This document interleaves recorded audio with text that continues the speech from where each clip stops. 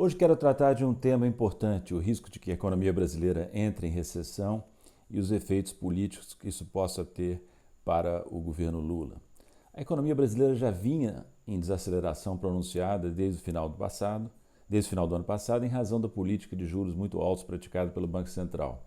Ao longo do mês de fevereiro, entretanto, cresceram as preocupações de que a economia possa desacelerar ainda mais e até entrar mesmo em recessão.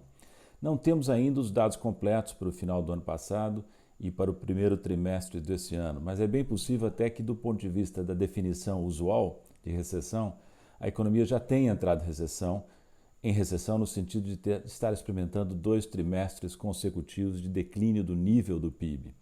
Veremos quando saírem os dados do quarto trimestre e os dados do primeiro trimestre. Seja como for, o quadro para a economia brasileira ao longo do ano de 2023, primeiro ano do governo Lula, parece ser, na melhor das hipóteses, a continuar o quadro de política econômica que nós temos, um quadro de estagnação, podendo até ocorrer mesmo uma queda do produto da economia brasileira, do PIB, ao longo de 2023 e, mais provavelmente, uma queda do PIB per capita em termos reais. O que fez o que tornou as previsões mais preocupantes ao longo do mês de fevereiro foi o fato de que a política de juros escorchantes praticada pelo Banco Central, que tem usado as maiores taxas reais do mundo, pelo menos do mundo estatisticamente conhecido desde o ano passado, e continua a insistir nessa política. Além disso, o colapso das Americanas e as informações de que várias outras grandes empresas estão com dificuldades sérias, tendo que renegociar suas dívidas, correndo risco de falência ou de recuperação judicial, tem levado a um problema de risco de que ocorra uma crise de crédito na economia brasileira.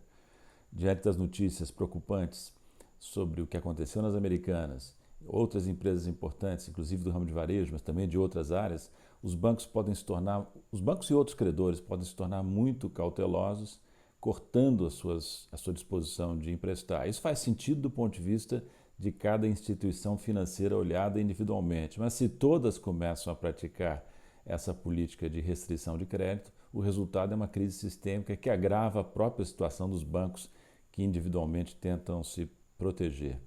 O que deve fazer o governo, no meu entender, a Fazenda e o Banco Central?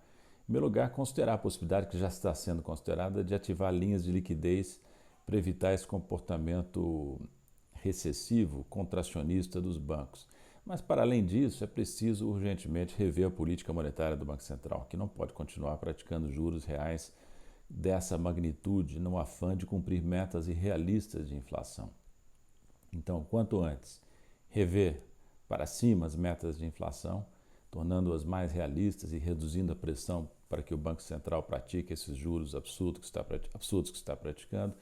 Medidas fiscais têm que ser tomadas, no meu entender, para reativar a economia. O presidente já anunciou 2 que vão na direção correta: o aumento da faixa de isenção do imposto de renda para 2 salários mínimos, isso deve ser posto em prática assim que possível, sem demora, e o aumento do salário mínimo em termos reais. Outras medidas podem ser consideradas.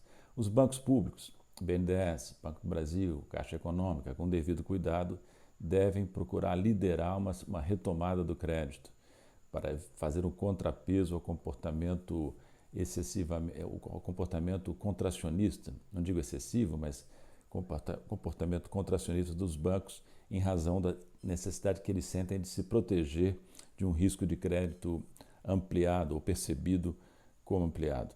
Se essas medidas ou medidas semelhantes não forem tomadas, se continuar esse minueto entre o Banco Central e a Fazenda, o risco que o governo corre é ter no seu primeiro ano uma economia estagnada ou até mesmo em recessão.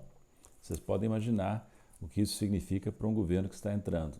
Só estarão contentes o Banco Central, que terá mais chances de cumprir as suas metas irrealistas de inflação, não esse ano talvez, mas em 2024, e os credores do governo, os rentistas, que se beneficiam desses juros extraordinariamente altos que o Brasil tem oferecido. Mas o governo Lula terá sofrido uma derrota talvez difícil de reverter.